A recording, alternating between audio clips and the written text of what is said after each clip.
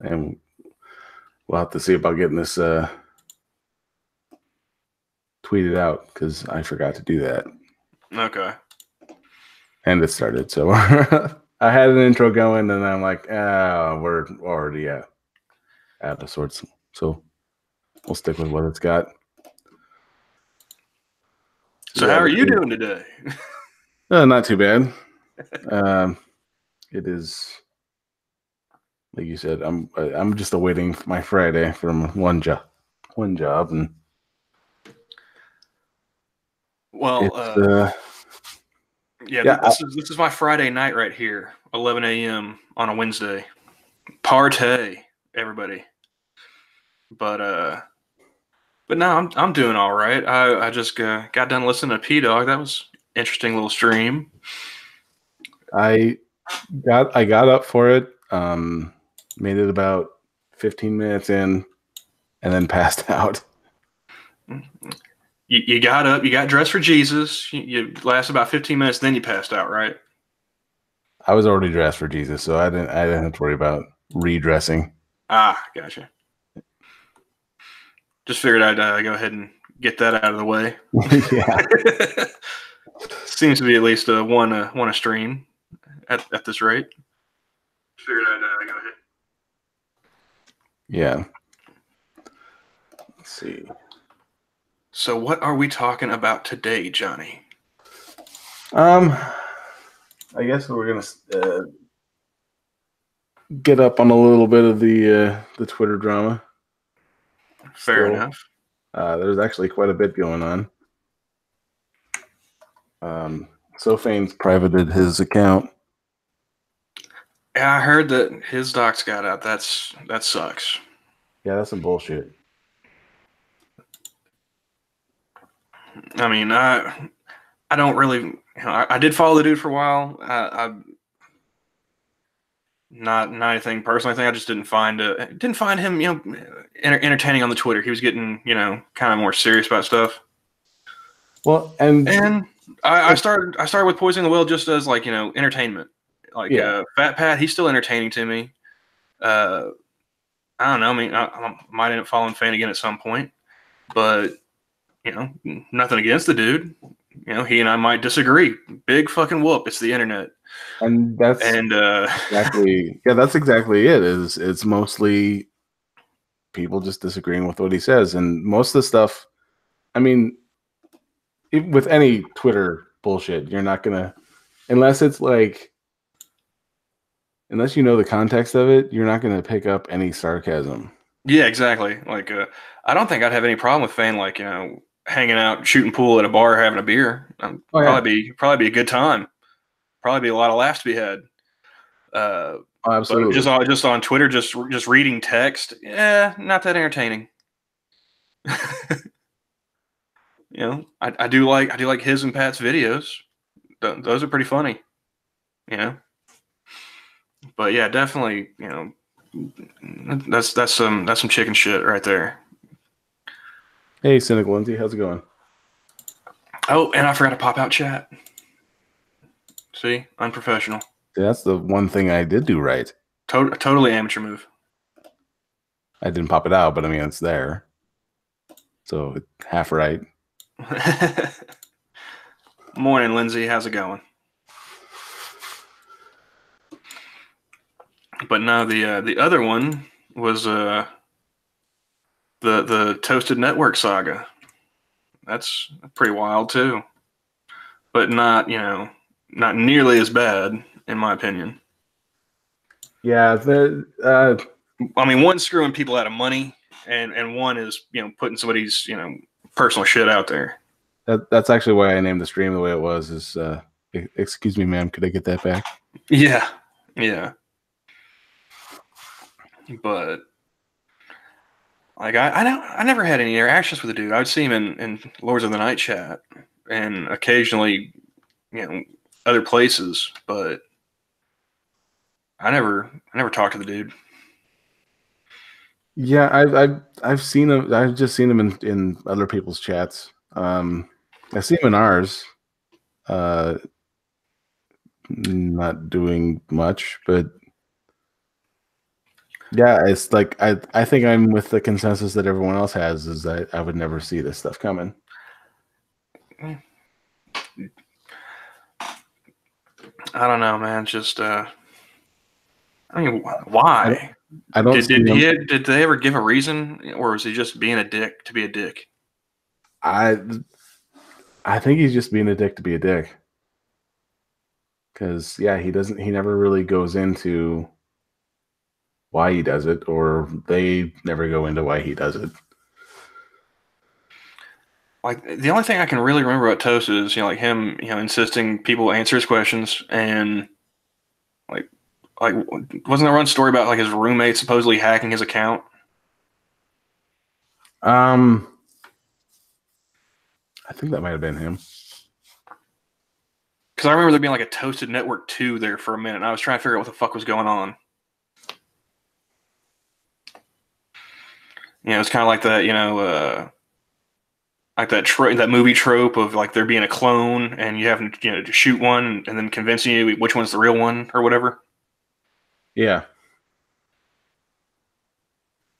Yeah, it's pretty. It was a while ago, though. Not exactly. I do remember. It all blends together with me. It could have been somebody completely different. I don't fucking know. It's all ones and zeros on a screen, man. You all look alike. That's what I'm saying. Yeah. You all just have different voices and accents.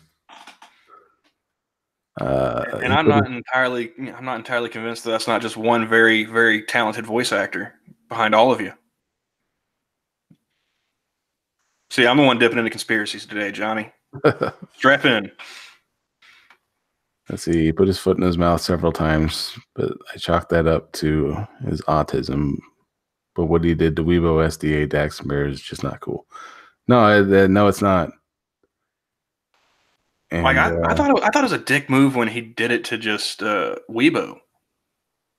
And then he hears like, oh no, he's a serial offender. Like listening to Sinatra's Tucker Tuesday when I got to work last night. Yeah, because I missed it live. I was like, oh shit, he did this to all these people? What the hell? Like, that was the first I was hearing about it. It was like, god damn, it's bad enough for one. I couldn't find this Tucker Tuesday. Well, it was listed. I mean, unless it got pulled down for some reason. Let me double check. 1 second. Which wouldn't surprise me anymore. Let me see here.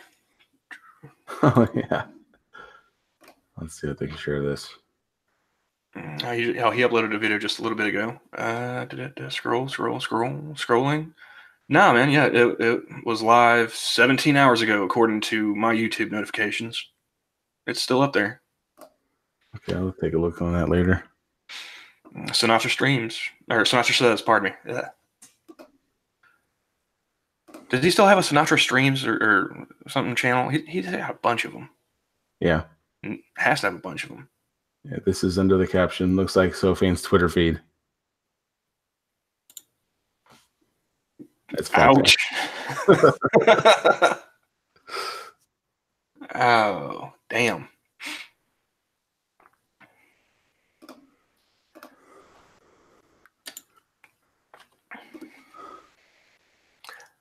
No, they Monkey and Sats are the only ones that have Streamlabs, Lindsay.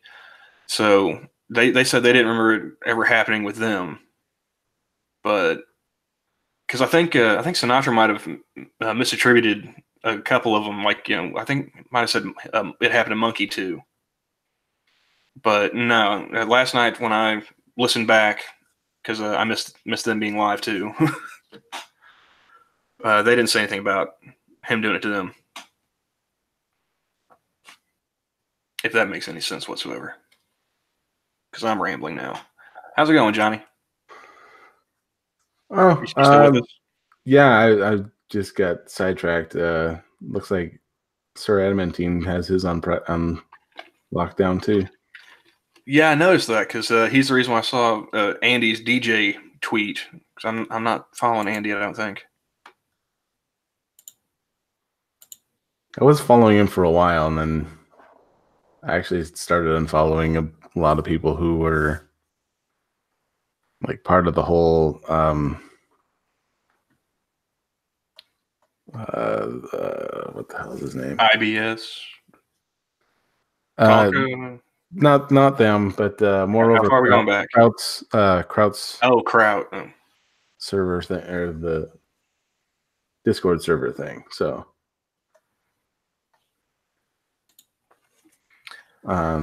yeah, a lot of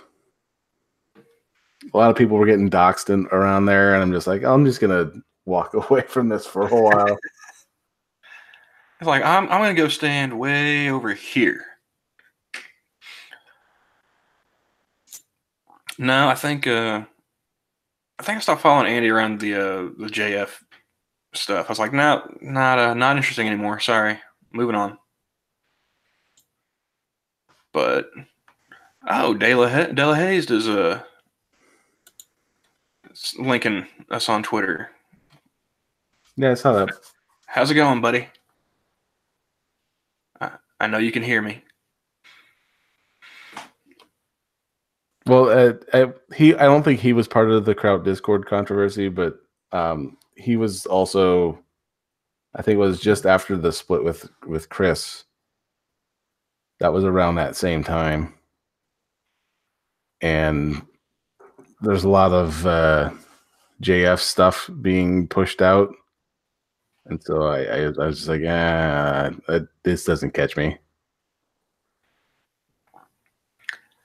Yeah, I just didn't like listening to him and JF. I was like, dude, not for me. Sorry. But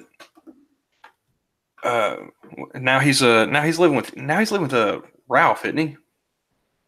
Didn't I hear that? Not a clue. Not a clue. I'm out of that loop. Yeah, Lindsay, the only thing I remember Andy and Kraut being a part of was the Rage After Storm stream, or with Jeff Holiday, and then you had the IBS like Kraut yelling at Aiden Paladin. If I'm not mistaken, that was on Andy's channel. But I don't think it goes any further than that. But then again, not an authoritative figure on this topic. Yeah, as far as internet drama goes, we're pretty much in the cheap seats. We're in the kindergarten class. We're way up in the nosebleed section. We got to watch somebody else's screen to find out what's actually going on in the court. We're those old Muppets, just shouting from the balcony. Oh, and I'm running out of analogies here. And as an update, actually, Toasted Network had apologized to Weibo. Oh, he did. I'll have to scroll through and take a look at that. Sorry for what he did. I really don't know what to say. I know I'm sorry I fucked up.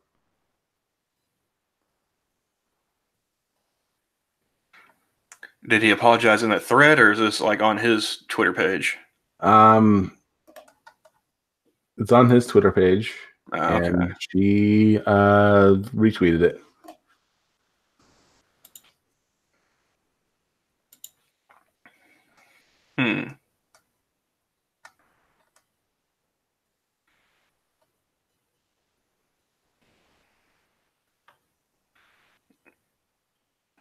Okay, let me see here.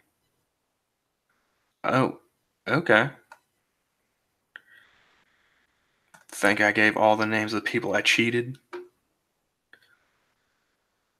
Wow, is it just me, or is Weibo like an internet mom already?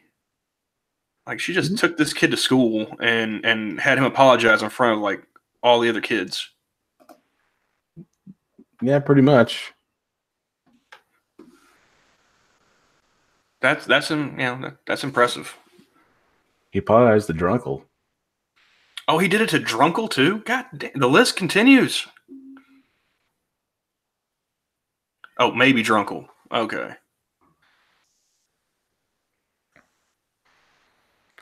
Drunkle had no idea what he was talking about, apparently.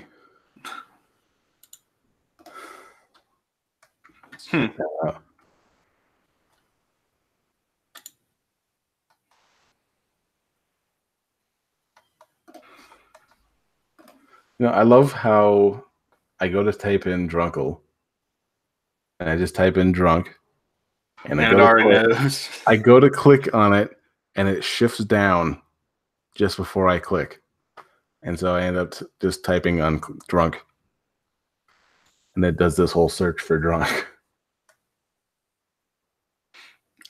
Oh yeah, he had no clue. Like what? Oh yeah, this just in. He's seen A Wrinkle in Time and realized that Brie Larson wasn't even in that movie. Who? What now? Drunkle. He's seen A Wrinkle in Time, and Brie Larson wasn't even in that movie, and yet she raged all about it.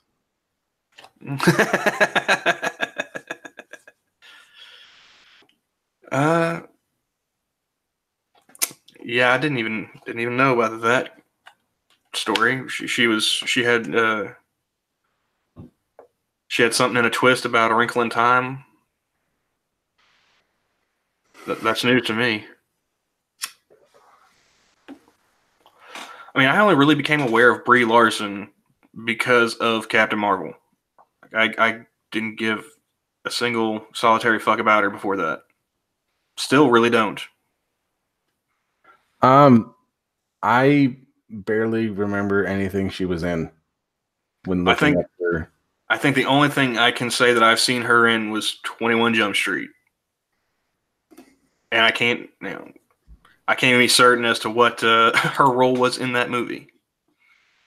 Well, let's go back to IMDb and we'll find out what's going on here. I think we're getting a format going, Johnny. We're checking all the boxes today, man. Oh yeah, I should have known I was gonna have to bring that shit up when I got there.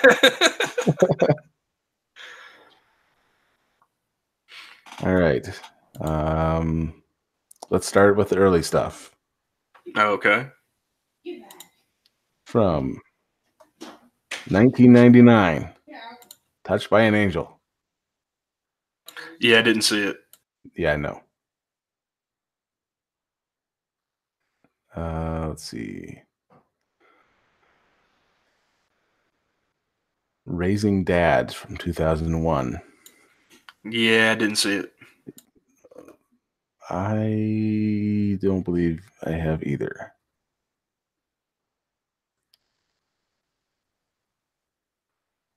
Let's see. Bob Saget, Kat Dennings, and Brie Larson. Weird. You thought someone would have heard of that. Dude, I didn't even hear Bob Saget promoting that movie. Like, yeah, I never even heard of it. Okay. And it went for 2 years. 1 season. So, yeah, it must not have been. It was a TV show. Yeah, I definitely didn't fucking see it. Let's see. Hope and Faith from 2003. An unaired pilot, so never mind.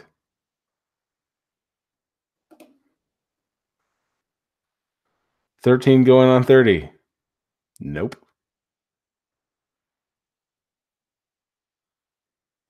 That was the Jennifer Garner movie. I did see it, but I couldn't pick Brie out of a lineup. So, yeah, continue.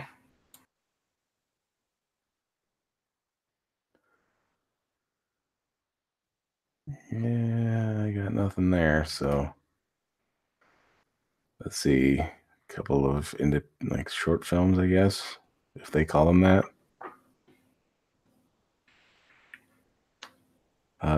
Yeah, I don't really spend much time watching short films, so I'm going to go ahead and say didn't see it.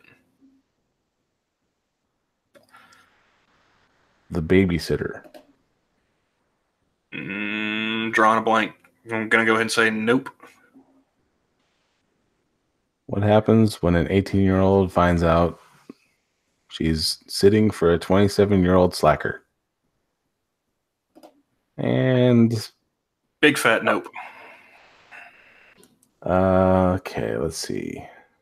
Or if we're going to be politically correct, it's a nope of size. I learned that on the Twitters.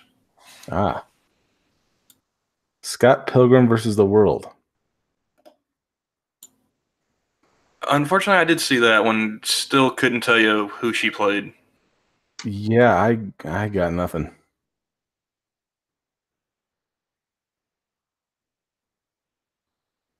She's not even in the first page. Like the only ones I can name out of that is Michael Cera and Mary Elizabeth Winstead. Oh, I think Thomas Jane had a cameo in it. And Jason Schwartzman. Or was it Jason Schwartzman? Let's go back to that one. Let's see. Kieran Culkin. With who? Anna Kendrick was in there. Oh, really? Okay. Mary Elizabeth Winstead. Yeah, Jason Schwartzman. Wasn't he one of the boyfriends? Yeah. And then Captain America was in there. Wait, Chris Evans was in that movie? Yeah, he's another one of the boyfriends. Really? Yeah, it's been a while since I've seen that movie. Holy shit.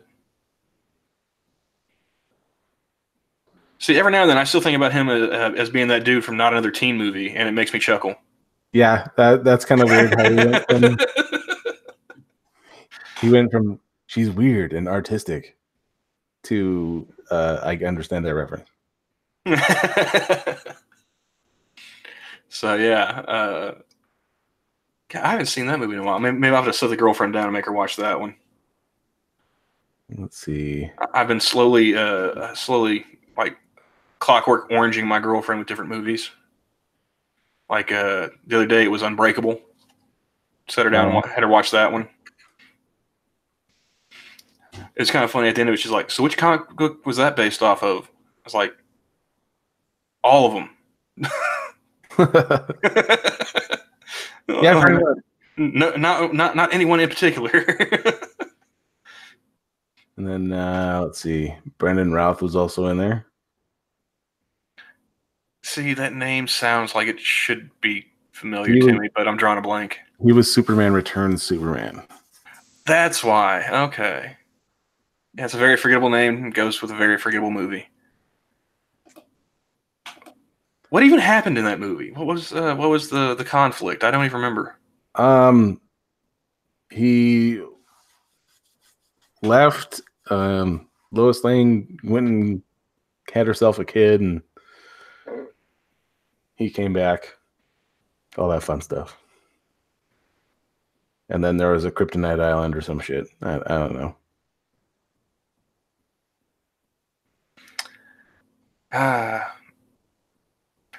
But yeah, Brandon Routh. That's all I got for that movie. Brandon Routh played the vegan one. He's the vegan guy who turned out not to be a vegan. See, like that's where the Thomas Jane cameo comes in. He's one of the vegan cops that hauls. Vegan Patrol. Vegan Patrol, yeah. That's right. See, I didn't even remember Brandon Routh. I remember the guy that came to haul his ass away though.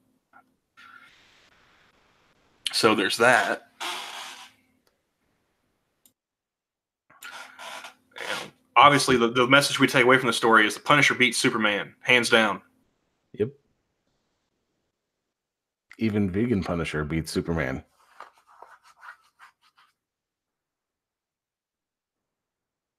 Let's see. She was on Community, apparently. And we've established I haven't seen that. Yeah. That's already stipulated as part of the record. Now we're getting into the 2010 movies. Let's see. The Gambler with Mark Wahlberg. Oh no, I'm thinking of Mel Gibson. That was Maverick. Never mind. Yeah. Didn't they have that Kenny Loggins song? Oh, not Kenny Loggins. Kenny Rogers song in there. Yeah. They were on a riverboat and everything. Obviously, I saw Maverick. I did not see The Gambler. Let's see. Kong Skull Island. I didn't see it. I mean, once you've seen one Kong movie, do you really need to see any? It's like Godzilla. How many times you guys see Godzilla? Well, he was beating up dinosaurs in this one. That's the one thing that was different. He's either breaking shit or beating up some other monster. It's you know, I mean, that's pretty much all it is. Yeah. I mean, it's the format. He's in Trainwreck. Oh, she was in Trainwreck. I shouldn't misgender. I was about to say, I don't remember Godzilla being in Trainwreck, but I'll take your word for it. I only saw it the once. Well, I might have missed it. Amy Schumer was, but that's and we're getting close there. Oh, and I kind of have an idea for a Torture is How We Make Friends coming up. Okay. I want to actually try and reach out to try and actually schedule it ahead of time, unlike most of what we do. Which is fly by the seat of our pants. Yeah. Okay. You think alike there, Lindsay. It's I got you. Equivocating Amy Schumer to King Kong. But so we're gonna schedule this one ahead of time. We're actually gonna plan for this one. Yeah, and I want to see if I can get a guest. So far, the only ones I have planned are Blonde in the Belly of the Beast, and I was thinking also if he had time for it, Fat Pat, being that he's actually a stand-up comic. Yeah. Fat Pat definitely makes sense. I think you're probably going to give Blonde an aneurysm if you try and set her down and have her watch an hour of feminist comedy. Oh, especially the one that I plan on having her watch, because the trailer just released for it, and it would be just as bad as you would think. Yeah, I mean, you could definitely tweet about that, ahead of time, hey, come watch Blonde stroke out live on stream, 30 minutes. There's a reason why it's called Torture is How You Make Friends. We're just gonna see her eyes start twitching, and just had to ask her if she smells toast. Oh, she hasn't had her kid yet, has she? I don't think so, man. I don't think she's gonna risk that. I wonder.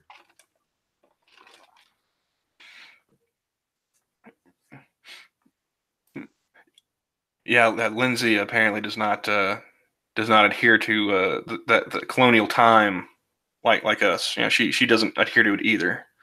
How does Jack put it? Trying to decolonize time. Yeah. Oh, they schedule it by the seed of their pants, though. See, we've been going about it all wrong. We've been doing it by the seat. Yeah, seats and seeds. You think they'd be close to the same thing, but they're just not there. Elizabeth Warren stumbles with support of Ilhan Omar. That could be funny to read later on. Open that up.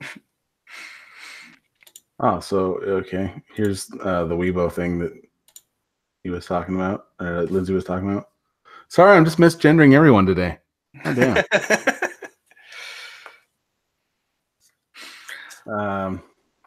So yeah, it was Toasted apologized. Drunkle went on. What the fuck are you talking about? We both explained what was going on.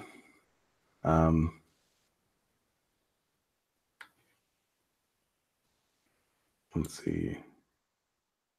He goes, chill, dude. If you need all of $7 refunded, I'm sure you're having a rough time of it. I will have to do it tomorrow, though I'm currently off my tits. What do you think the longest amount of time Drunkle's been sober is? Like,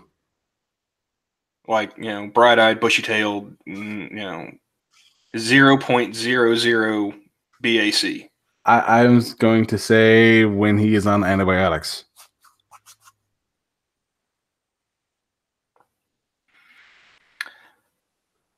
Dude's got a stronger liver than me. That's all I got to say. I think he's trying to go for, because this is the second time he's referenced Mundane Matt. Who? Oh, Toasted. I saw something about that in earlier on in the thread. Yeah, I saw I mention Matt.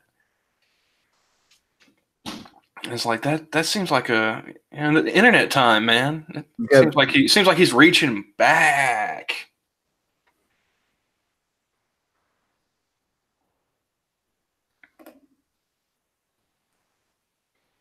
Oh.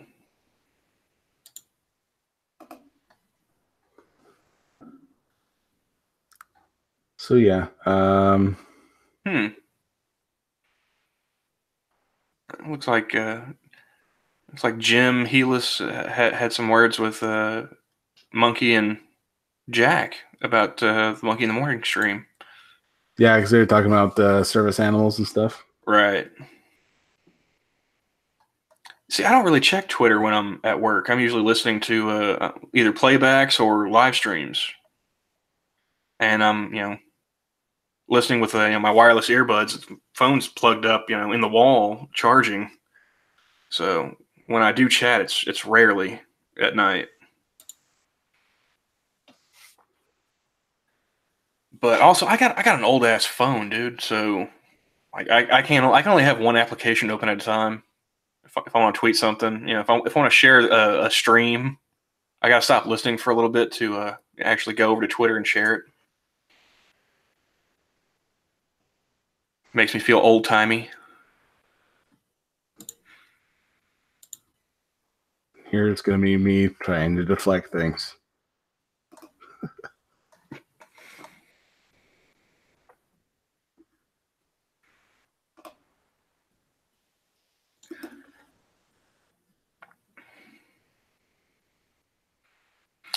Yeah, Jim is. See, also, Lindsay, hearing Polly calling Jim, was it human Xanax?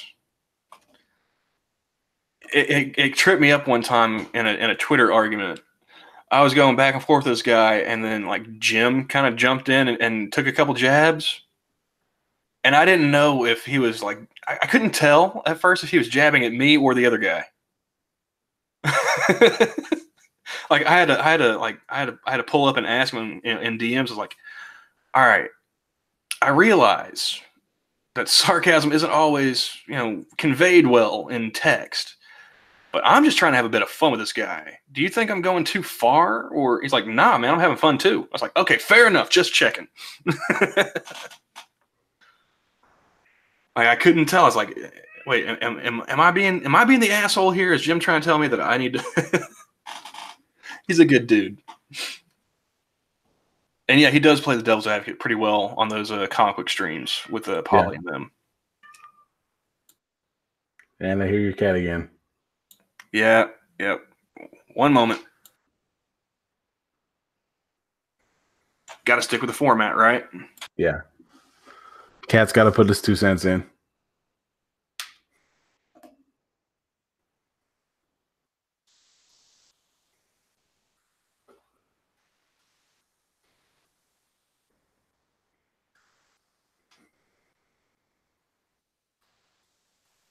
Oh, that's a good one.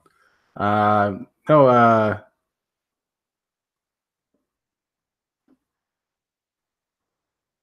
Yeah, that is good to have people like that. It's yeah,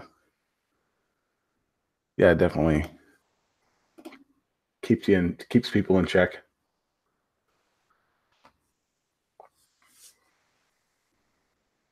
Let's see. I am gonna go and recycle some MSS News articles.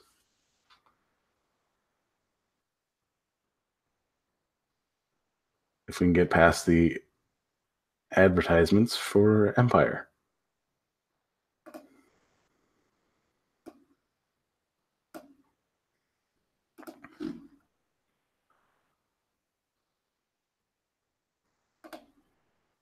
Let's start with this one. Michigan man receives congratulatory telegram 50 years later. My girlfriend just watched me chase our cat around the living room like a madman. He wouldn't shut up. You know, I was just thinking, if we wanted to make him part of the show, we can call him Katsu 2 Cents. Don't encourage him.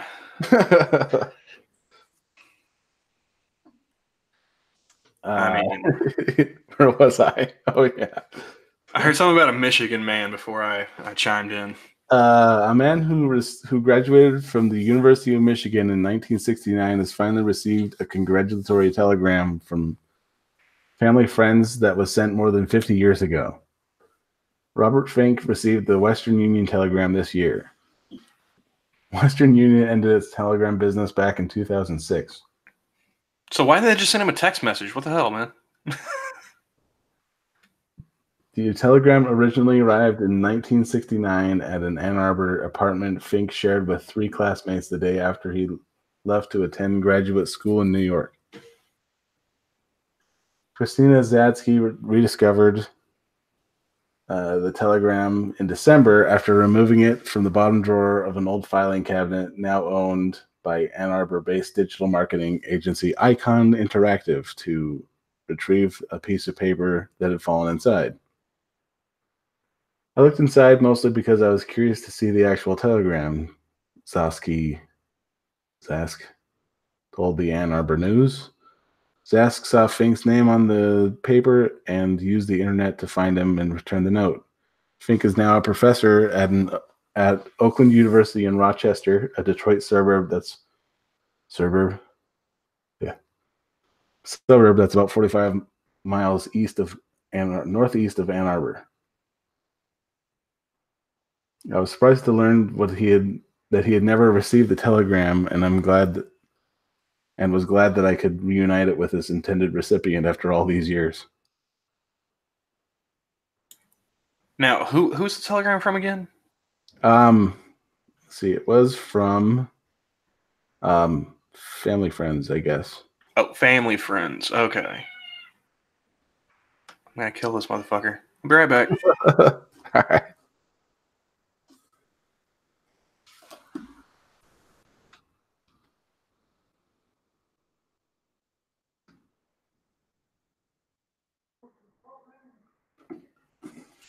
I'm going to stick by that name.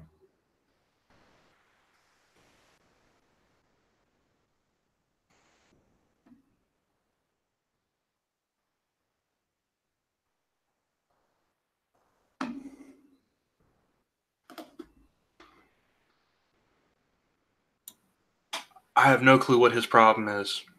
You know, there's food in the bowl, there's water. Dog ain't fucking with him. The shit box is clean. I don't know why he's got to be an ass like this.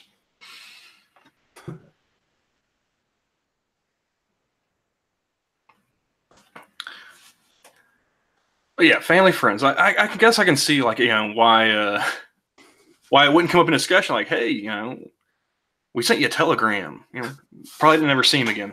There you go.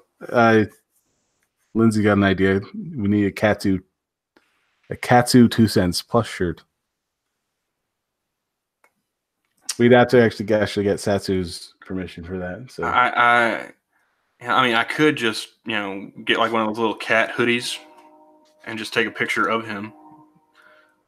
Would we really need Satsu's permission for that?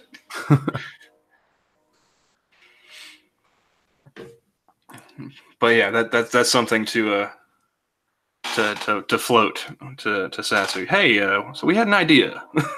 How about we take your logo? We'll give you a cut, of course. We'll let you wet your beak.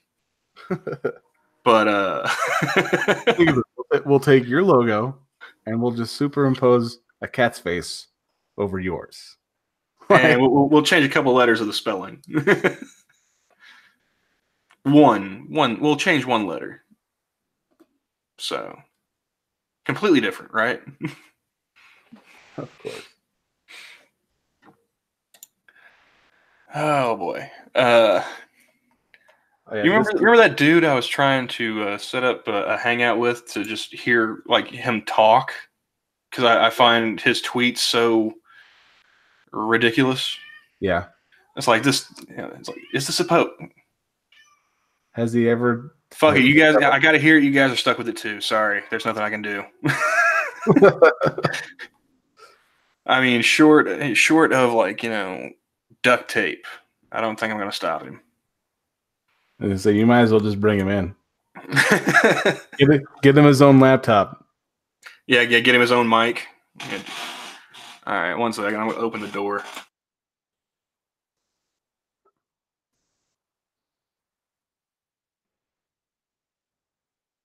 All right, I'm gonna upload a photo to Twitter because this is reminding me of my girlfriend's cat.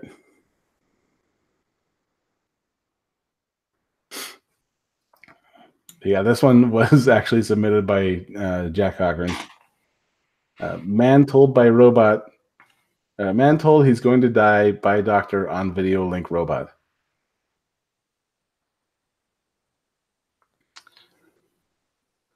Damn, that's cold. Yeah. I mean, either that doctor has the worst bedside manner in the history of humankind, or he's way ahead of the curve. One of the two. Yeah. Let's see. A doctor in California told a patient he was going to die using a robot with a video link screen. Ernest Quintana, 78, was at Kaiser Permanente Medical Center in Fremont. That's the hospital Dr. Ken worked at. Oh yeah, it is. Kaiser Permanente. I watched his Netflix special. I did as well. He mentioned that quite a bit. Kaiser. The cat is just making a Stan Lee cameo on your shoe. Let's see.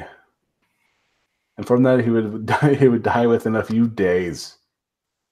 All right, unless that robot that he did that video conference on was like a Johnny Five replica, I'm calling malpractice. I'm just saying. Yeah, that's some bullshit. I mean, like even like the robot from like Rocky Five brought Paulie, Rocky Four brought Paulie a birthday cake. You're bringing this dude cancer, You're bringing this dude a death diagnosis. See, a family friend wrote on social media that it was not the way to show value and compassion to a patient. Yeah, no shit. Although that could be really great for Ebola patients, just thinking pragmatically. Yeah. The hospital says it regrets falling short of family's expectations. Mr. Quintana died the next day. Well, he didn't have too much time to be pissed about it. Julianne Spangler, a friend of Mr. Quintana's daughter, posted a photo of the robot on Facebook and said it told Mr. Quintana he has no lungs left. Only option is comfort care. Remove the mask and help him breathe and put a morphine drip until he dies. Wow. That is... I don't know if there's a way to ease into that conversation, but that's pretty straightforward. Morning, Della Hayes. How's it going, man? Saw you came in at a bit of a downer. On the bright side, though, the cat shut the fuck up finally. No, it's because De La Haye's here. Maybe he just heard about like the death robots. Because that's kind of my reaction too. Is like, what the fuck? She later told BBC News that it was an extremely frustrating situation, an atrocity of how care and technology are colliding. I think the technological advances in medicine would have been wonderful, but the line of where and when needs to be black and white, she added. Mr. Quintana's granddaughter, Annalisa Wilharm, who was with him at the hospital, also told BBC that she was trying not to cry. I look up, and there's this robot at the door, she said, adding that the doctor on the screen looked like he was in a chair in a room somewhere. Well, yeah, chances are.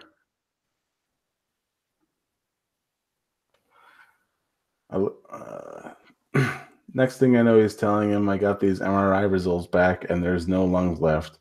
There's nothing to work with. I'm freaking out inside, trying not to cry, and I'm trying not to scream because it's just me and him. She added, he just got the worst news of his life without his wife of 58 years. When Mr. Quintana's wife arrived, she complained to hospital staff about how the news was broken to her husband. Annalisa Wilharm said that Mr. Quintana's wife was told by the nurse that this is our policy. This is how we do things. Okay, where was this again? I know I keep spacing out and missing details. It's the Kaiser Permanente Medical Center. Okay, because the names all sounded kind of Asian and they got robots, but like there's way too much emotion being expressed for it to be Japan. So, but yeah, Kaiser Permanente robots and Kaiser. Wow. I guess they really took that Dr. Ken Netflix special pretty hard. Like, fuck it, we'll just get robots. They won't do any comedy specials about us. Yeah, this is how they brought it in. Let's see if I can share this. Where's the?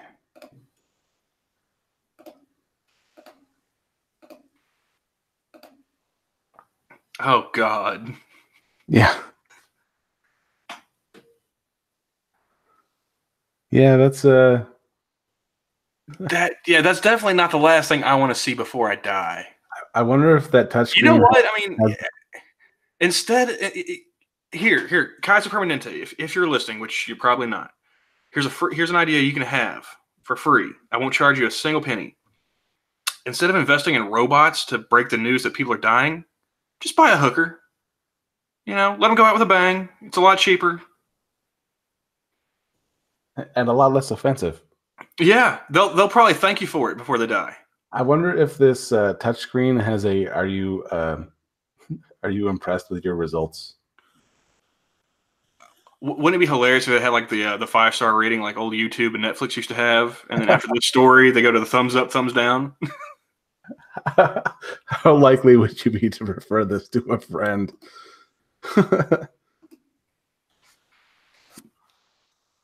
Oh man, there's no way in hell.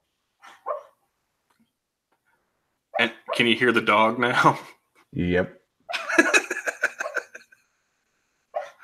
I can't blame her though. She's asleep. Oh, is she having one of them dreams? Yeah, she's having one of those dreams. My animals. They hardly ever do this when I don't have a microphone in front of me.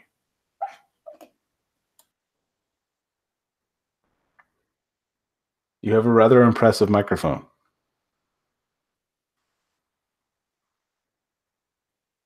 Let's see. Yeah, $30 got me the Dr. Doolittle of microphones off of Amazon. All the animals want to talk to me now.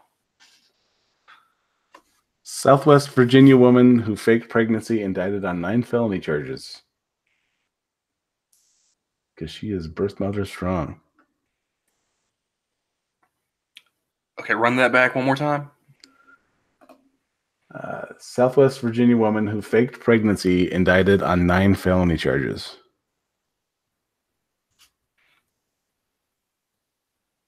Well, fraud. What is that? That it? She committed fraud, defrauded people out of money and property. Yeah, probably. A Southwest Virginia woman is facing 9 felony charges after she admitted to faking a pregnancy and tricked a California couple who wanted to adopt a child. Ooh. Oh, wow. Ouch. Matt and Laura Trait. Sure, why not? A couple from Southern California said they were promised they could adopt a newborn girl from Elizabeth Jones, who resides in South County, Virginia. We've spent and put every penny into it, said Laura Trait. Sure, why not? Emotionally and financially invested completely to complete our family. Jones admitted she tricked the couple in an exclusive interview with News 5 back in January. If I could take it back, I absolutely would, said Jones. Well, no shit, you got caught. Yeah, I was going to say, she would go back to the point where she got caught and she changed that. That's what she would take back.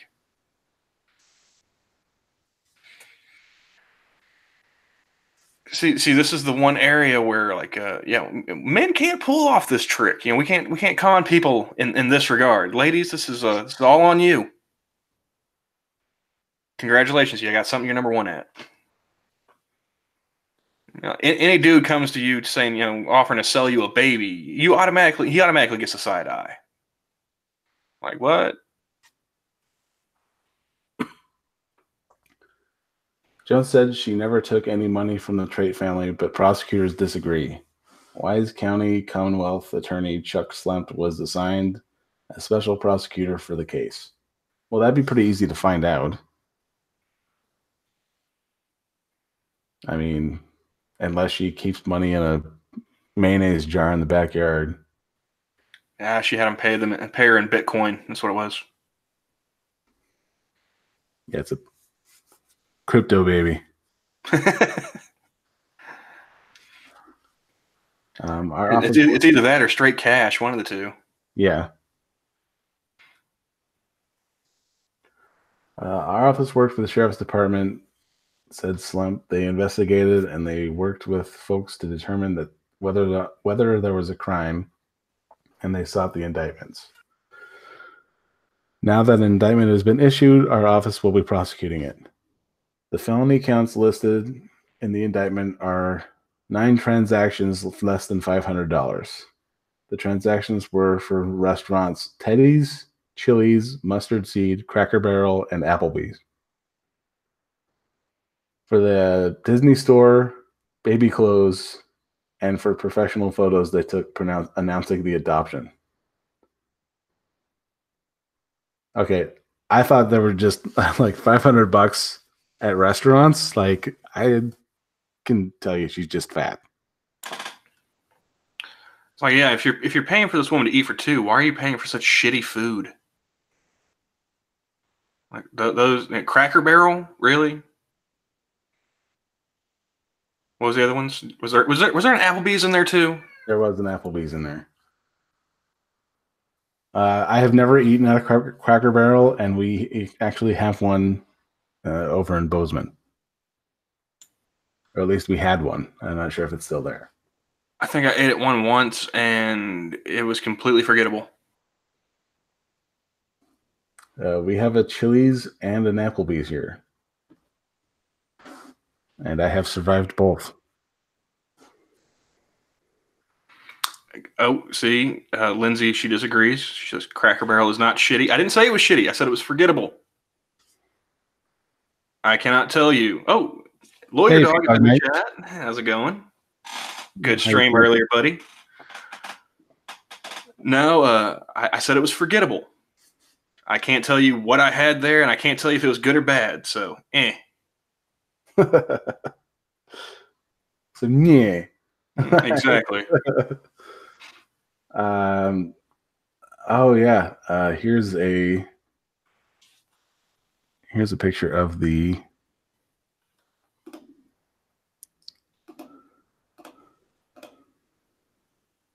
The announcement. Yeah, she's just fat.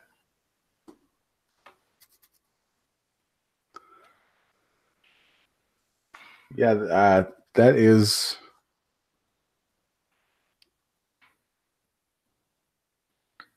This is just one of those this is one of those fat chick didn't know she was pregnant until she gave birth in reverse stories. And she knew she wasn't pregnant. She was just going along.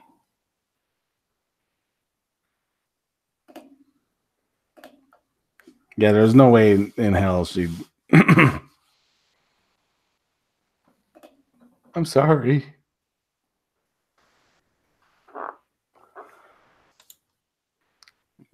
I have. I've been in a Cracker Barrel. I've never eaten there. Yep, that is definitely going to be the meme today. From Full House to the Big House. That looks like what's on everybody's, or at least all over my timeline right now. Yeah. So she was taken into custody. Okay. Last I heard, she was on the run, on the loose.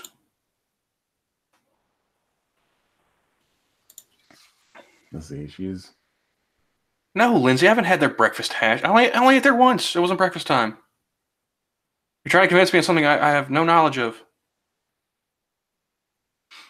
Jones has been convicted in the past of larceny involving credit card fraud.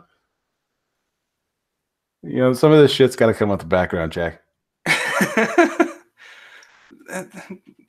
These are probably Southern California yuppies who didn't even think about doing a background check on somebody trying to sell them a baby. A big fat baby, by the look of it. Yeah, I mean,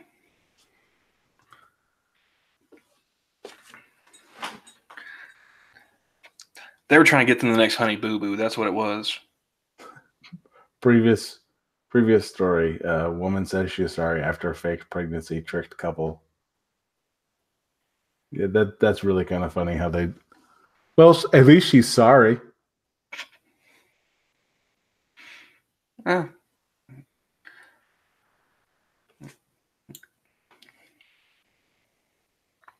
I got nothing. I got nothing else for that one, dude. That's just yeah. What'd you expect? Yeah, that's.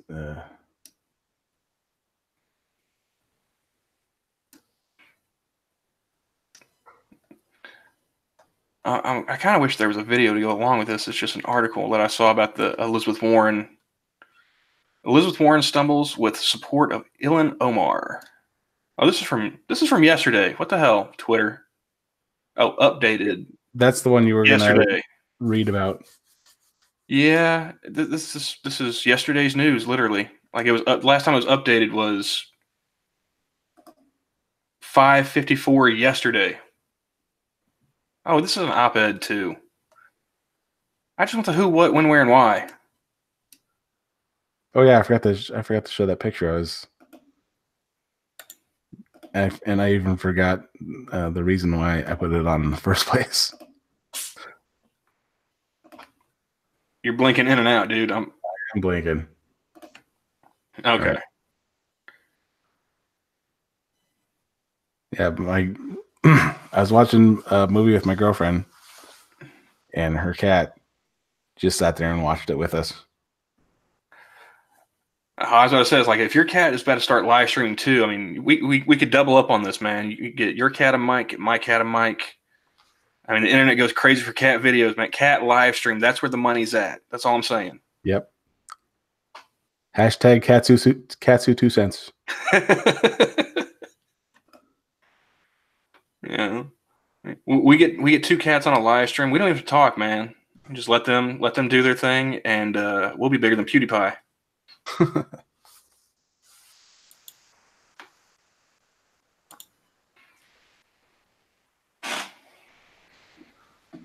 Now I'm kind of nervous because like my cat is being quiet. I'm trying to figure out what that fucker's getting into in here. Where's he at? And just for reference, he's watching Constantine, the Keanu Reeves Constantine. That's a decent enough movie. Didn't they have? Wasn't there a Constantine series? Is that a streaming or is that on TV somewhere? It was on NBC, and then then they canceled it. Didn't NBC also do the Hannibal series? Yeah. Huh. See, I kind of like that show, but it did seem like they were kind of dragging that one out. And that one had what's his name? Mads Mikkelsen? Yeah. Wait, did I pronounce that right? I believe so. Oh, okay. Normally I just fall back on the Sinatra foreign thing. Like, yeah, I'm not even going to try. Sorry.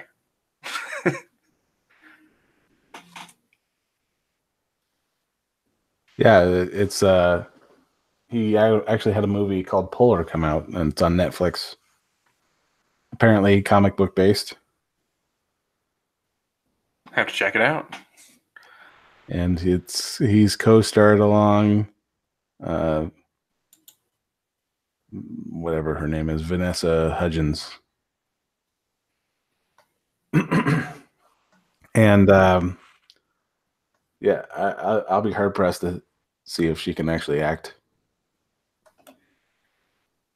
Quite. Only thing I ever saw her in was Sucker Punch, so I'm gonna say probably not.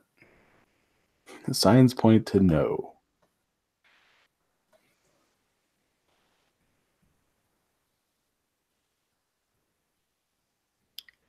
Two cats may out cute two pugs that Pewds has. Well, I don't know. Nothing could outdo a Nazi pug.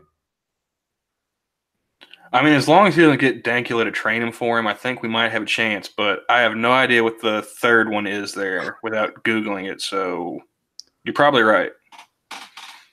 I wonder if I'm doing an ad. Like, I wanted to do fake ads for stuff. Like, since Scribe stopped doing it, but that would involve getting people. Okay, good. I'm not the only one because, like, the way Scribe did it, he made it seem effortless. Like, I said that I was like, man, I should try doing something like that. I was like, no, I'm not nearly as good of a writer. Well, when I was a kid, we used to do things. I had this tape player that could record, and me and my friends did this thing where we just did the whole radio show, did news, and all this other crap. And I mean, it was disastrous and dumb, but we were 12, so go figure. Mm. Apparently, that third thing is PewDiePie's fiance. Okay. I'm gonna admit, I did subscribe, but I don't watch that much of his content to know what his fiance looks like. I have not subscribed. Oh, come on! You want T-Series to win? Come on, man! And nor am I going to. You're not gonna embrace the meme? Nope.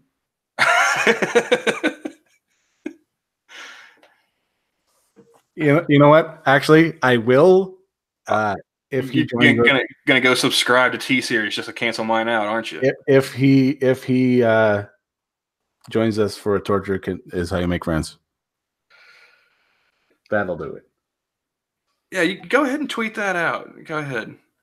T-Series, Lindsay, since you don't know, it's I guess a Indian company that do like Bollywood music videos and stuff like that.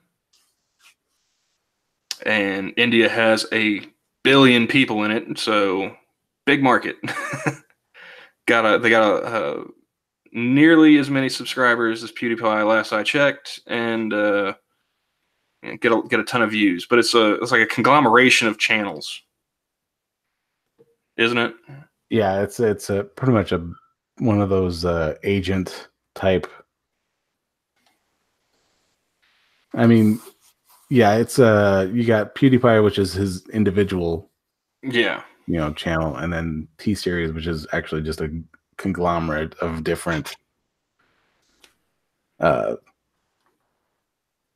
things. Like,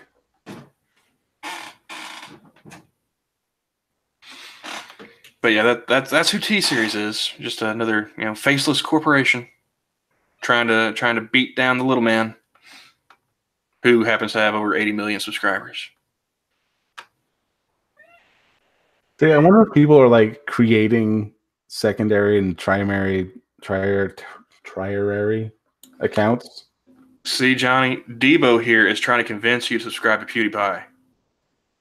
Yeah, I can hear it in the tone.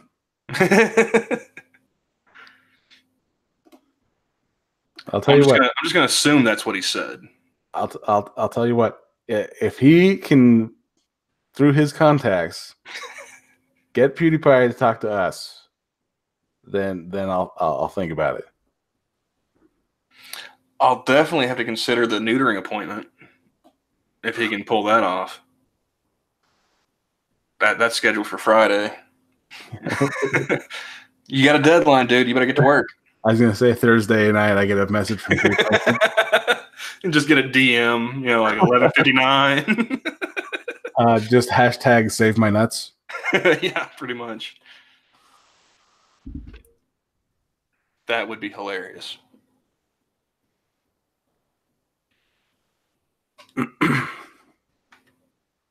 Let's see. WrestleMania is coming up, apparently.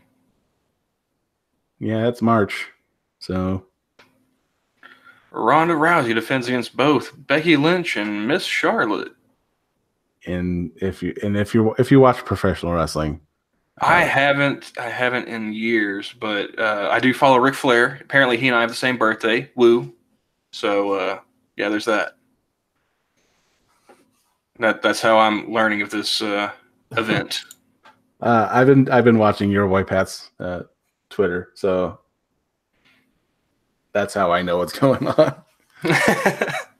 But yeah, I catch those kind of tweets every now and then from Pat. But yeah, if you've ever watched professional wrestling, everything is as predictable as you would as if you've never watched it before. You know what I think ruined professional wrestling for me? It was Liar Liar. that line Jim Carrey gives is wrestling real? In the Olympics, yes. On Champ 23, no. I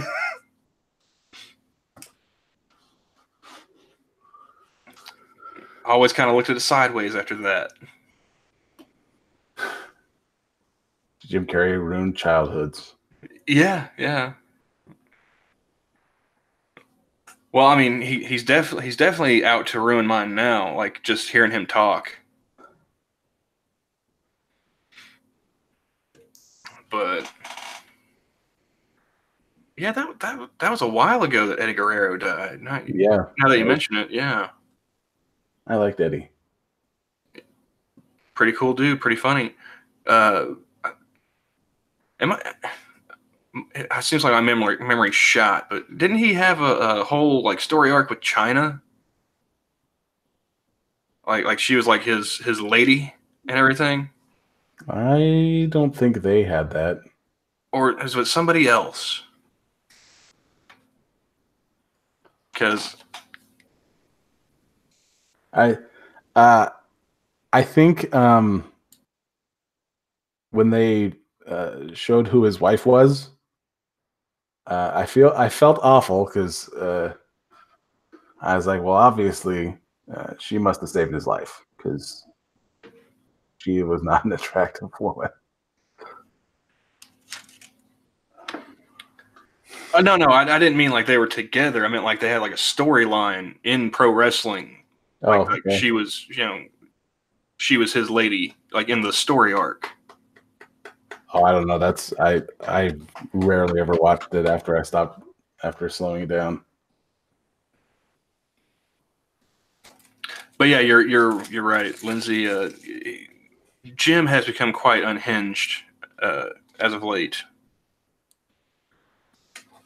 and it's a crying shame. Like I try not to follow celebrities on Twitter for that kind of reason. Like when I first got on Twitter and I saw Ron Perlman's timeline, I was like, nope, fuck this. he's the one that convinced me. It's like don't follow people that you actually like their work. And he's helped reinforce that. You know, just hearing people talking about the shit he says on Twitter now. So yeah, I don't follow any actors, or I do follow comedians, but not too many actually. I think I have like a handful of them. You know, they're usually people that are connected to Joe Rogan somehow, like been on his podcast or whatever. So,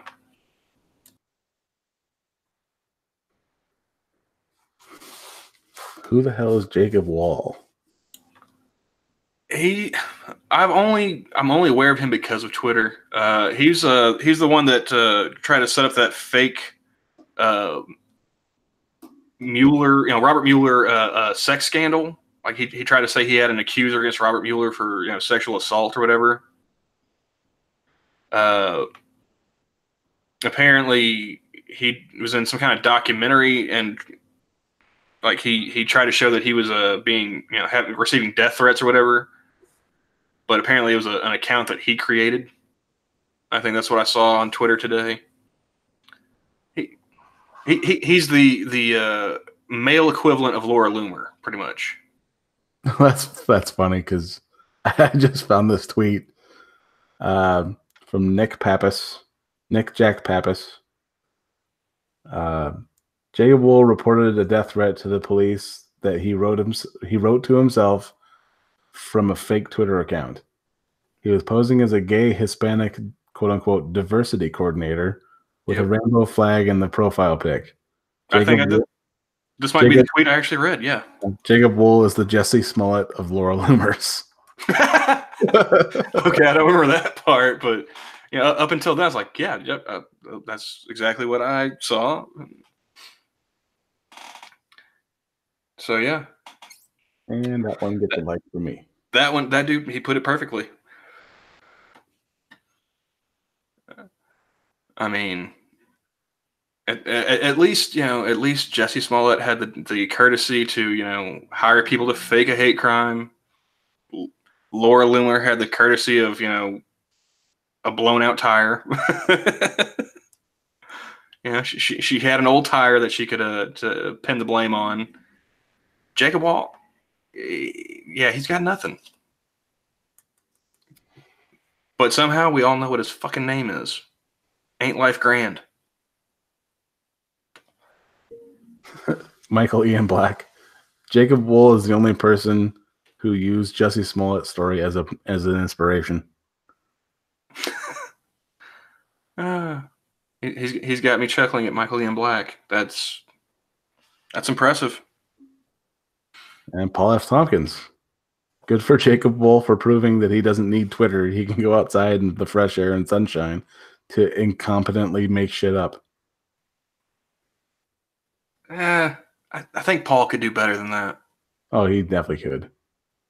Not his best work.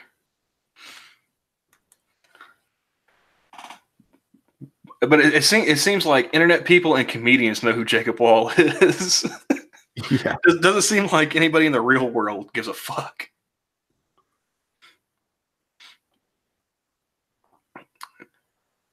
But yeah, well, he was one that I found. I barely retweeted it, but it wasn't an actual article. It was. Let's see if I can find it now.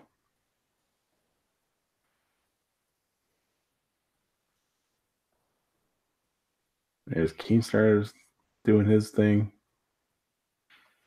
Oh, is everyone getting in on this Jacob Wall dude? Oh no, this isn't Jacob Wall thing. It's just Keemstar being over dramatic again, I'm sure. Lindsay, what was the name of that show he did with Michael Showalter on Comedy Central? Michael Stella. And Michael something? There was Stella. Huh? There was Stella. No, they had like a sketch comedy show back in the day on Comedy Central. I'm trying to remember what it was called. Oh, that's what it was called? I believe so. Holy shit. I could have swore it was something else. I'm sure there was more than one. See, I turned 30. My memory goes to complete shit. I spelled Michael wrong. Let's see.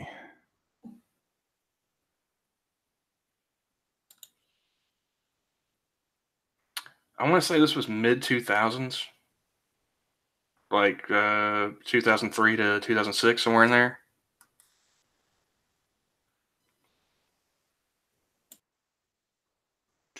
Yeah, Stella, 2005. Oh, it only lasted one season? Let's see.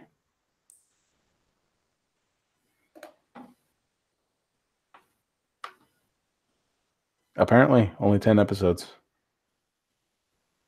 Michael Ian Black, Michael Showalter, and David Wayne. And Michael Showalter was the only one to actually go outside of his other thing. Like I saw him in I think it was a Law and Order episode, maybe. Which one? Michael Showalter.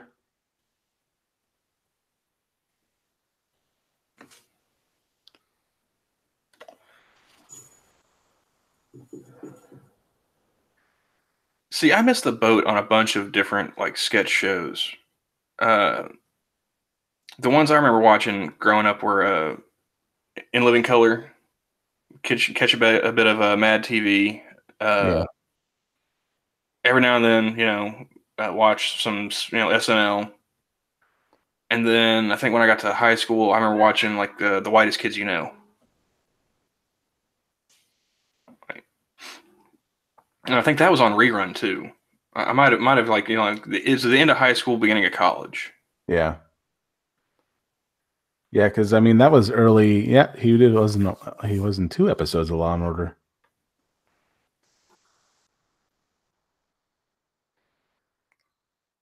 I'm gonna go grab me something to drink. I'll be right back.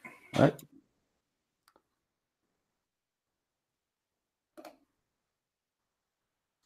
In Living Color was vastly ahead of its time.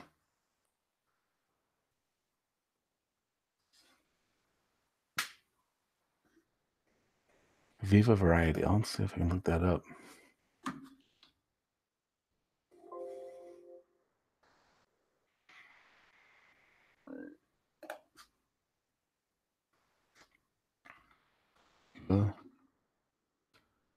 Variety, 1997. Wow. That is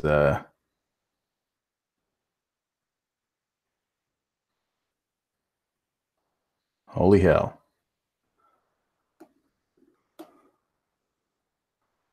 Let's get that on the screen to share it because that is worth a view.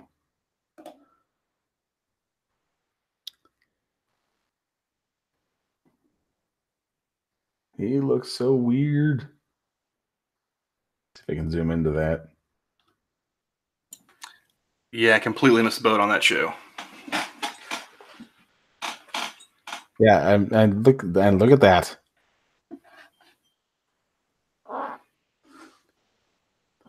Yeah, I mean, not much. Not many of them look different. I mean, no, not terribly.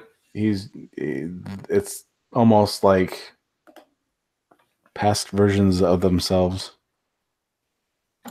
Well, of course it is, but I mean, you know what I mean. I mean, you want to see a difference? Look at like Joe Rogan now versus Joe Rogan 20 years ago. Yeah, that's different. But them, not so much. When he had hair, like. Well, also he was like skinnier then too. Yeah. Well, he's even said that he was a small guy. I think once he got into doing the MMA and stuff like that, built himself up. He started working out more, and I think as he got older, he also started doing a hormone replacement, or testosterone, whatever, TRT. That's what it was. Yeah, testosterone replacement therapy.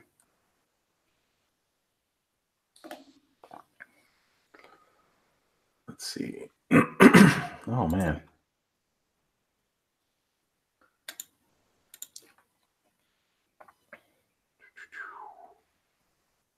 I am not finding anything else. Let's look up the other place to recycle news. Yeah, Lindsay. When I was a kid, I would watch In Living Color and Married with Children. We had FX when I was growing up, and it was great watching those. Homie the Clown has to be my favorite character from that show. Yeah, actually have I acquired a copy of Damon Wayans' Last Stand, where he you see it on one camera where he's like, all right, I'm done, and then goes to throw the mic down. It zooms in and the mic breaks, and then it zooms out and you still see the mic just sitting there. Like, I don't think it's broken. But yeah, he's never done a stand-up since. I mean, he went on doing movies, and then he had a couple TV shows. In fact, Shawn Wayans performed, or will be performing in a couple weeks in Spokane. Oh, really? I didn't know he was touring around doing stand-up. I did not know that either. I mean, it's not surprising to me. You know, it's not like, oh wow, he's doing stand-up. I mean, but I just didn't know he was out touring, you know, currently. Yeah, that's pretty cool. I'll have to check and see if he's ever coming around like Tulsa, Oklahoma City, or anything like that. Let's see. Full calendar.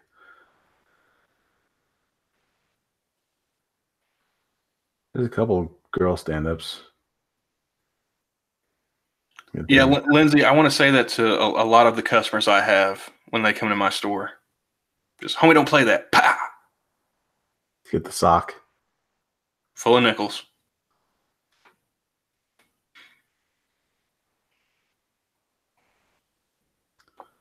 Yeah, Eric Andre is performing actually this weekend in the Spokane Comedy Club. It's open mic tonight if you're in Spokane.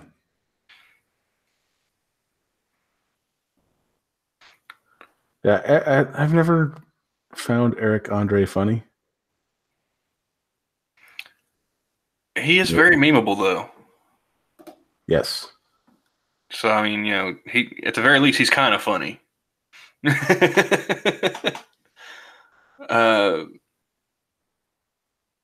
Yeah, I think I missed the boat on his Adult Swim show. Joel McHale is performing in Spokane, April 25th, 26th, and 27th.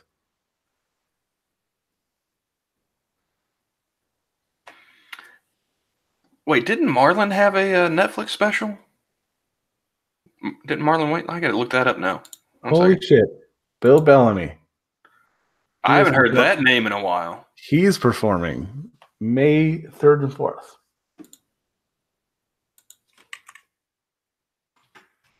I haven't heard Bill Bellamy's name in forever. Yeah, I almost forgot he was a stand-up.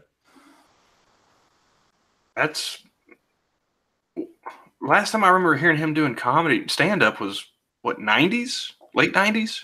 Yeah. And then there's Carlos Mencia. it amazes me that people still pay to see him do stand up. You know that? Yeah. It blows my mind. And then there's David Koechner, April 11th, 12th, and 13th. That man is a national treasure. He's hilarious. Please, for the love of God, don't tell me he's Canadian. Is he Canadian? Tell me he's not Canadian.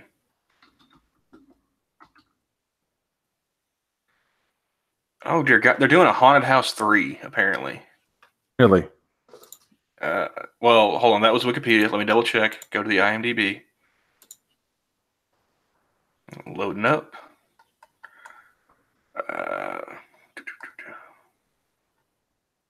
That's going backwards. No, he is from Missouri. Okay, good. That's close enough to be almost Oklahoma, so I'll claim him. He's within reach and distance. Well, I mean, Missouri gets they claim Brad Pitt. He was born here. He's technically an Oklahoman. He's just a transplant. Yeah, a lot of famous people actually coming either from Oklahoma or by way of Shawnee, Oklahoma. Mm-hmm. We got 1/4 of the Golden Girls too. Unfortunately, it wasn't Betty White. It was the slutty one. Rue McClanahan. Yep.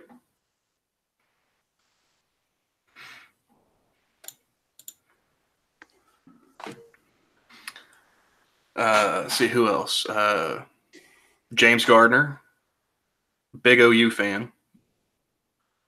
Gary Busey went to OSU. I think he's originally from Texas, though. James Marsden also went to OSU. Cyclops, if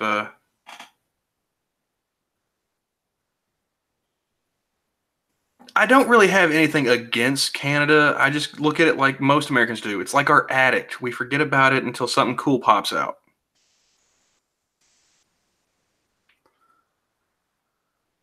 And I'm pretty sure De La Hayes would agree with me if he hadn't left for work already.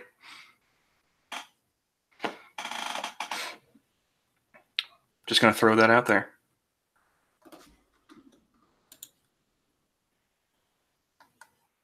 But no, Canada does give us some cool stuff. Some of the time, they gave us Captain Kirk. They gave us the Jeopardy guy. Alex Trebek is Canadian. So, and Marlon Wayans is performing in California and Mississippi. That's a contrast. And North Carolina.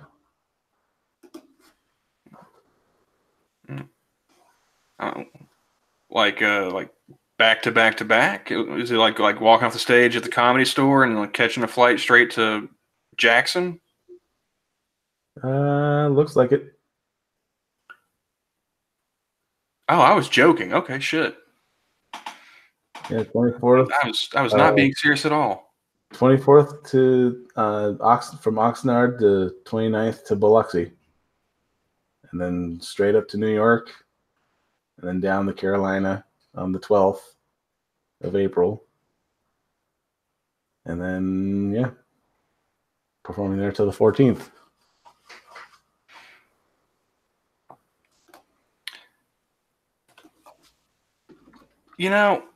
That's got to be one of the greatest American comedy families of all time.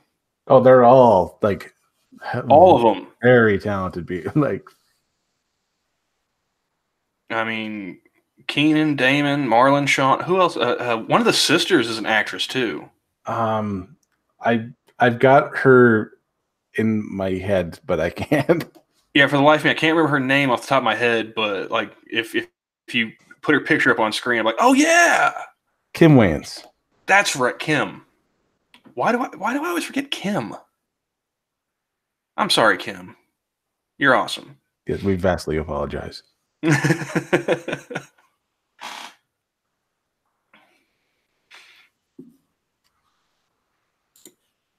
But we are gonna check out the 11 Keller cast, and we're gonna. Where are they now? We're gonna because the first one that popped in was David Alan Grier. He's still doing stand-up, if I'm not mistaken. He's still doing acting as well, yeah.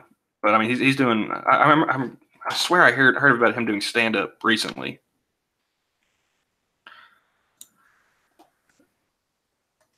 Let's see. Jim Carrey has gone completely fucking nuts crazy. David Alan Grier.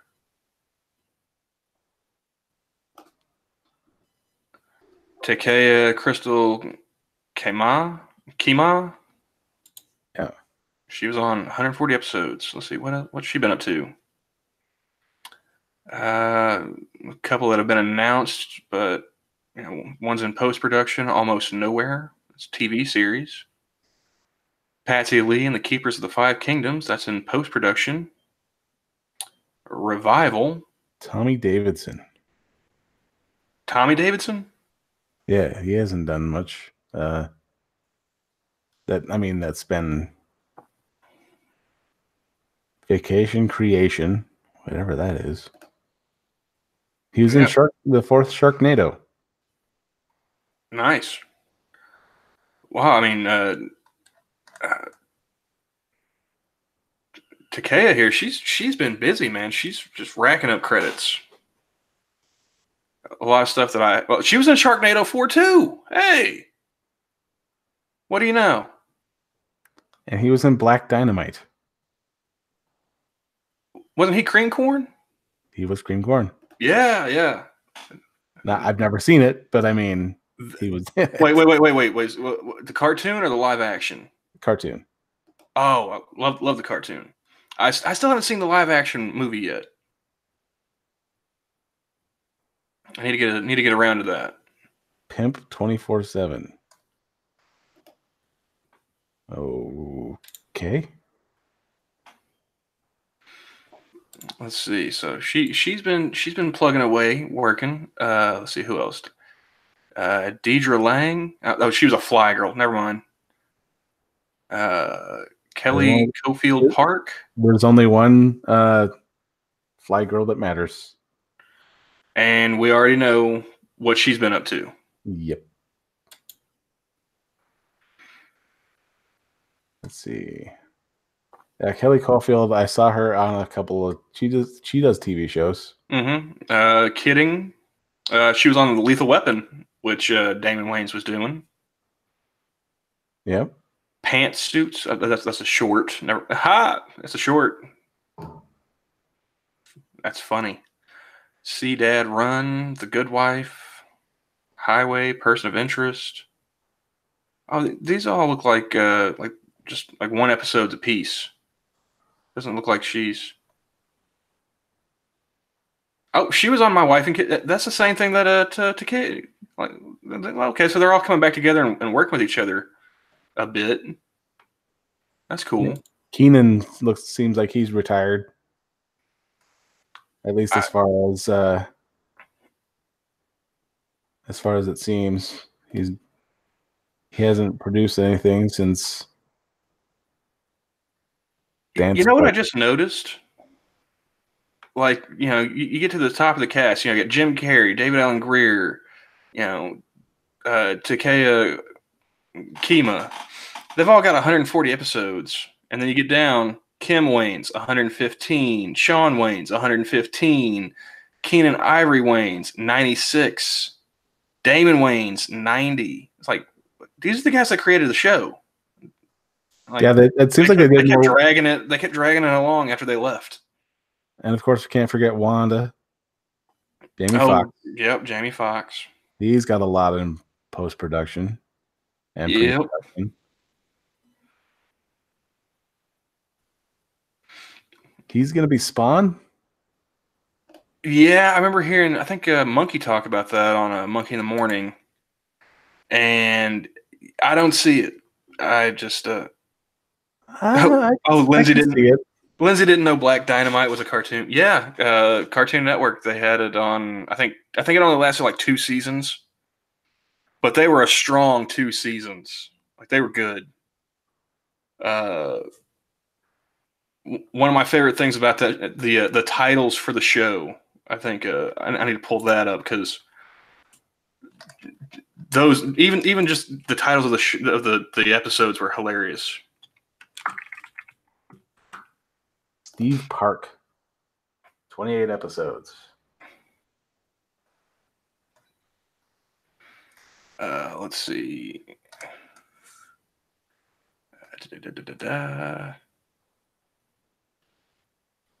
Yeah, I found Black Dynamite after seeing the Boondocks.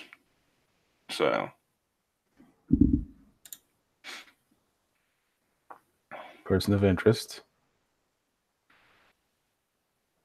Mm-hmm. The Gambler. Snowpiercer. Oh, do they not have like an episodes list on IMDb for Black Dynamite? They should.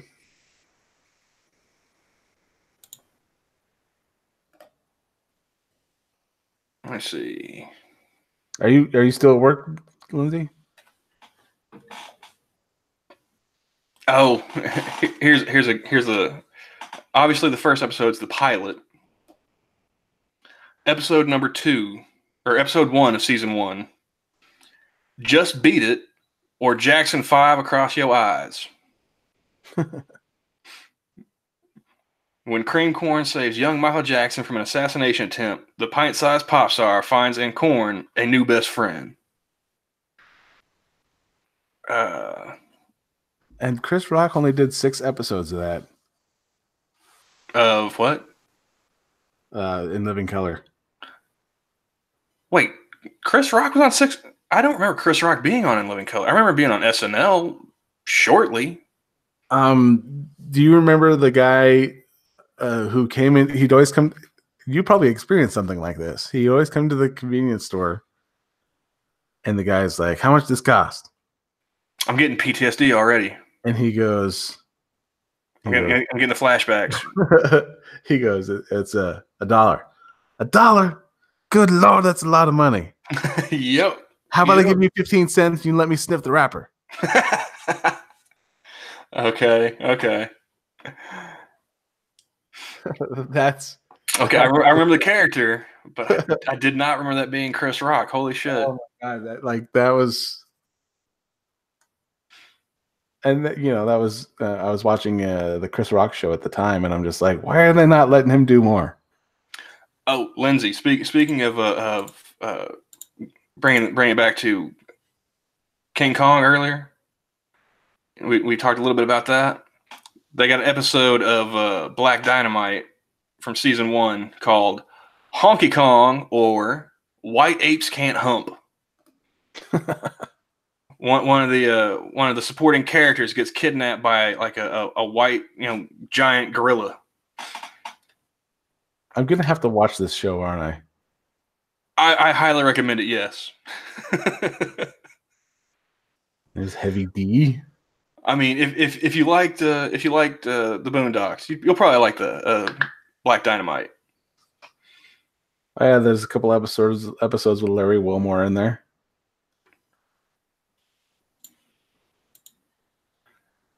Damn, I don't remember Larry Wilmore either. I need to go back and watch some In Living Color. Yeah, he did. Let's see. He was mostly like just a support character, not really like. Wait, did he have hair back then? Not much more than he does now. I was gonna say because that might be what's throwing me off. Let's see, Laundromat, starring Jack Cochran. What? No. Let's see, Difficult People. Yeah, I still blame Franny for canceling Wilmore. I mean, it was a decent enough show, but yeah, I mean, look what it was replacing. Actually seeing her on there, it's kind of like, I mean, if you looked at what they were, what it was replacing, there's no way in hell.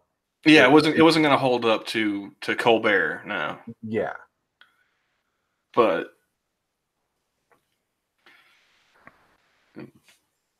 I mean, I like Larry Wilmore. Just yeah, that show, that format. I don't know. Kind of rather see him, as a stand-up. Yeah, it was more like this week in, dumb white people. Like, well, I mean, they also kind of paint him into a corner on the Daily Show, being the senior black correspondent. Yeah, I mean, that's kind of how they set Colbert up with the Colbert Report. He was the ridiculous, but they did the same thing with Wilmore, and it just lightning doesn't strike twice like that. Yeah, and there's Ed O'Neill. I remember that one. He was a Dirty Dozens guy, telling your mama jokes. See, every time I think of Ed O'Neill, I think of Married with Children, and I can't get past it. He actually played for the Steelers, or he was on the team, I think, at some point. Really? Yeah, he's a black belt in jiu-jitsu. What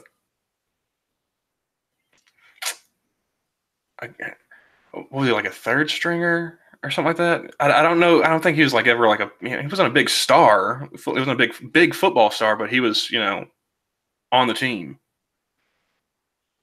which is still pretty badass because this was back in like the 70s, 80s, 70s or 80s. In 69, 70s. He was drafted by the Steelers. 69. But was cut in training camp. I remember him talking vaguely about it on a podcast. I think he did. Was it The Fighter and the Kid? I'm not sure. I don't listen to many podcasts. Well, Rogan got me on that rabbit hole. Like, I think I told you that. That's how I got kind of into listening to people on YouTube. Yeah. I started on YouTube just listening to like music videos and like do it yourself kind of stuff. And I ended up typing in. I was looking for like Maynard James Keenan interviews because he's pretty funny. And it led me to him on the Rogan podcast. I was like, oh, why is he talking to the Fear Factor guy? And I sat there and I listened to it while I was doing something. And I was like, oh, that's pretty interesting. And I was like, well, how many more of these has he got? And I was like, holy shit, there's like 600, 500, 600 of these podcasts already. Well, who's he talking to? And just kind of spiderwebbed out from there. Huh. But The Fighter and the Kid, that's a couple of his buddies, was a Brandon Schaub, ex-UFC fighter, who's now doing stand-up comedy. And his stand-up comedian friend, Brian Callen, who was on Mad TV. Who was also a stand-up. Mm-hmm. Yeah. I think he just, I think you can watch his latest stand-up on YouTube. I think you can rent it. Which I'm kind of surprised more stand-ups don't do. Like everyone's kind of shooting for the Netflix special, like the old HBO ones.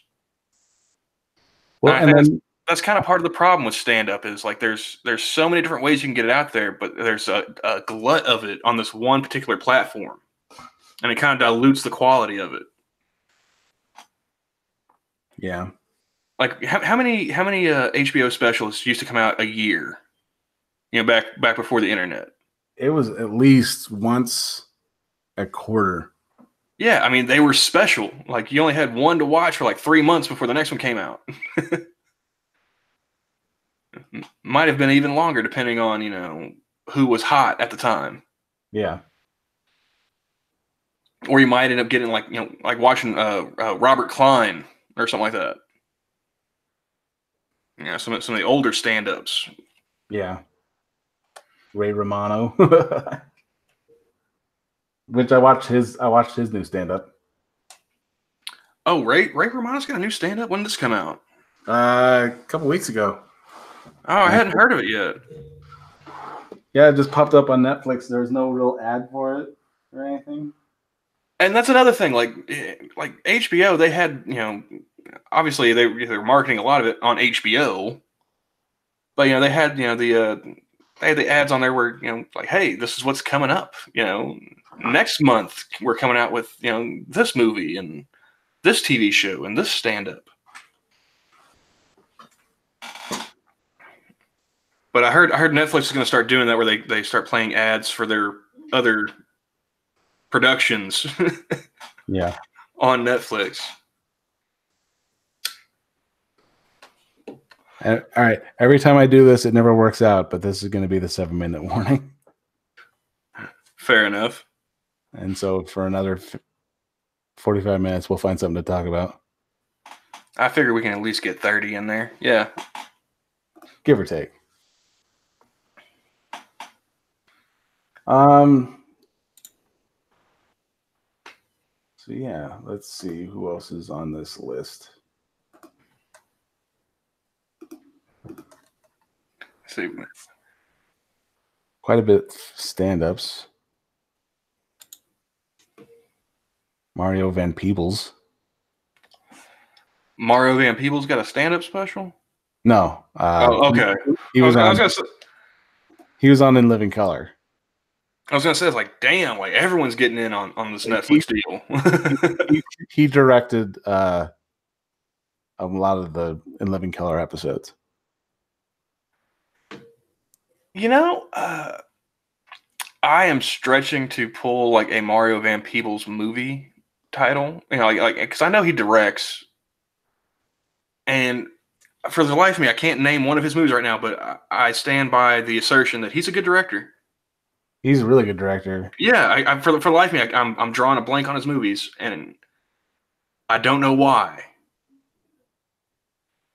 But I know he is a director, and I know I like his work. And I know I couldn't pick out a movie of his either, but I know he's a really good actor. This is exactly why we end up coming back to the IMDb. Yeah, that's what we can fill the last 7 minutes with. Let's look up Mario Van Peebles, and I am already there. Well, he was in the Hebrew Hammer, which I actually remember now that it. Wait, who directed? Did he direct New Jack City, or is that somebody else? Why am I thinking of him? I believe he did. Okay, that's why. I mean, let's go back to anybody who does not like New Jack City, just go ahead and delete me. He directed 3 episodes of Law and Order, actually. Okay. And apparently an episode of Sons of Anarchy. Huh. What season? I don't know. Let's see. Oop, not that one. Heartbreak Ridge. Who does not? Yeah, that's another good one of his anyway. Oh, I just lost it. I'm scrolling. How far back?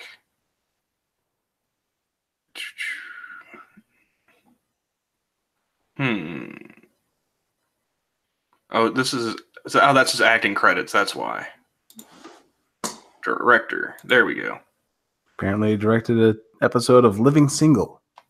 4 episodes of Empire. Directed 8 episodes of Superstition. Yep, he directed New Jack City. Directed part 2 of the 2016 Roots. Let's see. No, acting. Why did they go back to acting credits? I don't. Sons of Anarchy, 2008 episode Better Half. Oh, I remember that one. Okay. I didn't realize he directed that one. I didn't catch that in the credit scene because I used to watch that show. I liked it because I wanted to see how long they could stretch out the Hamlet in Sons of Anarchy. Yeah. Because I think that's why Scribe didn't like it as much as he liked The Shield. It's because he saw, like, oh, this is Hamlet. Okay.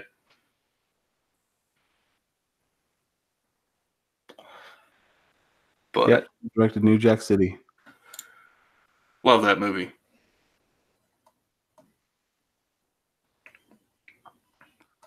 Let's see.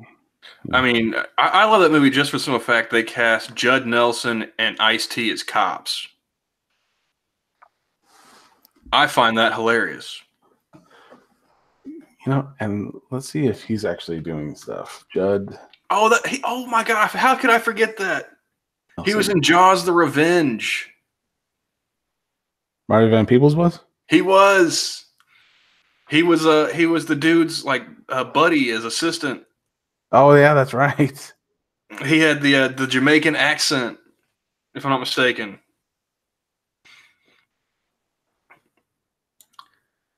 That's a horrible movie, and I love that one as well.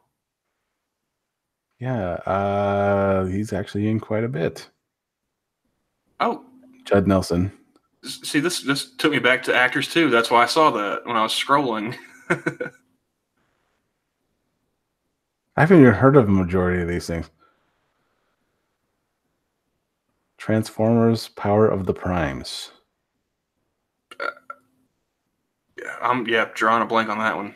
No idea. TV. It's a TV. It's a cartoon. I'm guessing. That's right. He played Malcolm X and Ali. Also. Oh, I'm on Judd Nelson. You're still on Mario. Oh yeah. I'm still on Mario. Yeah.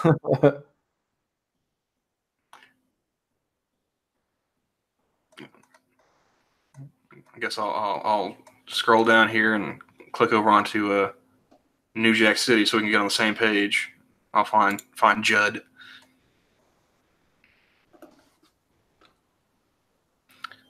That's something I should look up actually. Now that I'm on the New Jack City page, did Wesley Snipes ever go back to prison? Go back to prison? Yeah, because he still owe taxes, man. Like that's another story I remember from I don't know if it was Monkey in the Morning or Lords of the Night, but he was trying to negotiate with the IRS. I think he was only willing to like pay him like $800,000, and he owed them like 20-something million. Still, like, hey man, you owe me $1,000. Hey, I'll give you $1.25. How about that?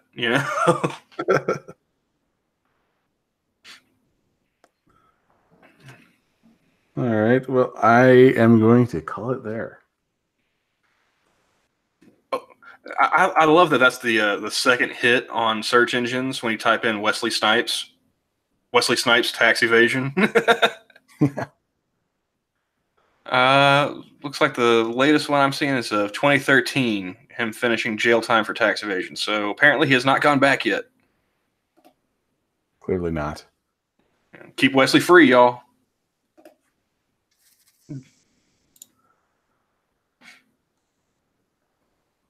But I think that's a good place to end it.